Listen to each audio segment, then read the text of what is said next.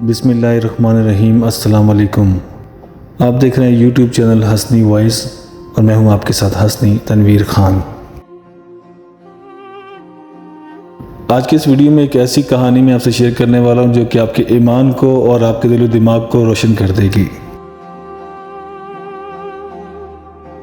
एक देहाती ने गाढ़े मिट्टी की मदद से अपना घर बनाया।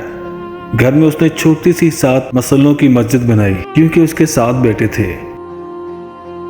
तामीर मुकम्मल हुई तो उसने अपने तमाम बेटों को बुलाया और कहा, मैं चाहता हूँ कि मस्जिद की लिपाई जन्नत की मिट्टी से करूँ। तुम सब भाई जाओ और जन्नत की मिट्टी तलाश करके लाओ।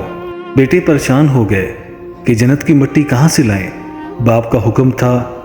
बेटे ढूंढने के लिए घर से निकल गए, जबकि सबसे छोटा 7वां बेटा बीमार था, घर पर ही रहा।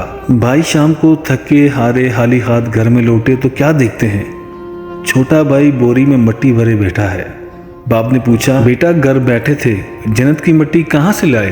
बेटे ने कहा, सारा दिन माँ के पीछे पीछे फिरता रहा। जहाँ जहाँ वो कदम रखती रही वहाँ वहाँ से मिट्टी उठाकर जमा की। यही है वो मिट्टी, जन्नत की मिट्टी।